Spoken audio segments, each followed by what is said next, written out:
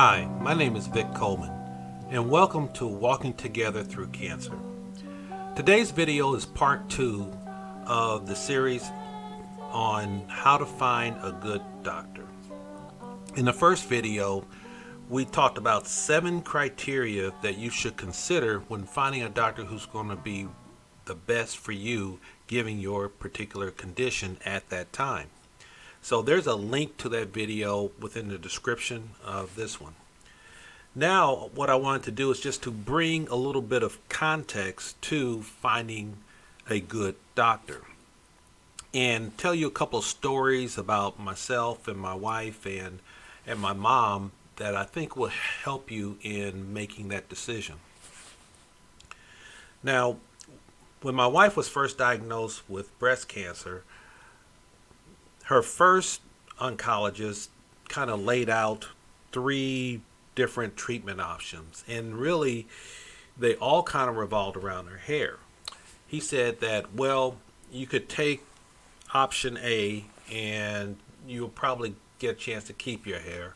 Option B, you may lose it, might take a little bit of time, it might thin out a little bit. But option C, you'll definitely lose your hair, and it's really up to you which one you want to take. So my wife, being kind of frantic anyway, given that she was diagnosed with cancer, and then also just kind of wanted to just keep some semblance of normality, chose the treatment that would keep her hair. So I just didn't really feel comfortable with that, because I'm thinking, okay, the hair is important, yes, but staying alive is more important. The hair will probably come back. So long story short, we ended up going to a second doctor. Now this doctor, this oncologist, man, she was on point. She took the bull by the horns and said, look, I've looked at your results, and I'm sorry, I don't really agree with the previous assessment. I feel that we need to be aggressive on this and to get in front of this cancer. And I am so glad we did, because we found out that my wife's cancer doubled in size. The tumors doubled in size every 21 days. So if on the first of the month we had a 1 centimeter diameter tumor, by the 3rd week it was up to 2 centimeters. Then 2-3 weeks after that, it would have been up to 4 centimeters. So we ended up having surgery, chemo, and then radiation. And so now I'm so glad we did, because my wife is still here 20 years later. Our second oncologist told my wife that, hey, you're going to lose your hair, but it will grow back. Don't worry about it, it will grow back. And her hair did. And as a matter of fact, my wife had the cutest little baby fro. I mean, she had hair down to here before, and said we lost all that. But when it came back, she had the cutest little baby fro. Baby afro. And it was real soft. It was just like baby's hair. And I mean, it was just real cute. And I just told her, I said, man, I tell you what, I'm going to have to date you all over again. Boy, she looked nice. And so, but eventually it grew back and grew longer, and it's back the way it was prior to her diagnosis. I understand that the hair is a big thing, especially with women, but the hair will come back, and it's more important to keep you alive and keep you well. With my mom, we had a totally different situation. Her primary care physician was a buddy of hers that she had known for decades. And I'm not really sure what happened. I wasn't there.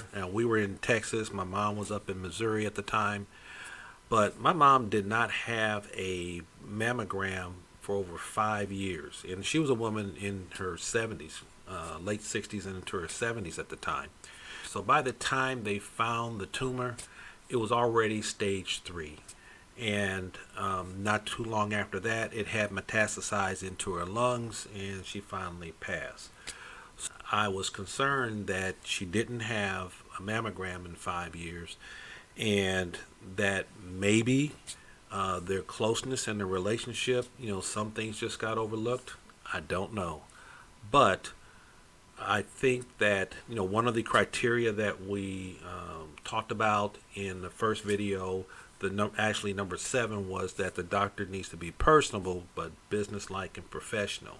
And really, the situation with my mom really brought that home to me, and that's why it was listed, is because they had a close relationship, and I don't know if it was too close, but by the same token, it should have been more businesslike, and I thought that her doctor should have recommended and strongly encouraged her to have regular mammograms like he should. With my oncologist, he's been great. I have nothing but praises to him, and I would recommend him to anybody. And he pretty much hit all of the criteria for a good doctor, having a doctor that's best for me in my situations. He was knowledgeable. He answered my questions. He was attentive to me. He took his time with me. He reviewed test results prior to coming into the exam room. He had a specific treatment plan for me, and then as we needed to deviate, we did. And then he was personable, but he was professional. He was businesslike. He told me straight up, Vic, I think we ought to do this, and this is why. And I might not have agreed. Then he said, okay, cool, let's go ahead and get a second opinion. And this was when I had prostate cancer, and so went ahead, talked to the urologist, and we kind of came back, and we all kind of came to agreement as to what I needed to do and what my next step was. My experience has been good. And again, you just need to have a doctor who's going to be best for you, because finding a good doctor will affect not only your body, but your mind and your emotions and even your finances, because they and their staff can find ways to help you with your insurance. And that's going to be a future video when we talk about insurance and paying for cancer treatments. But hopefully this has been helpful to you in finding a good doctor and defining what that means. And I thank you for watching.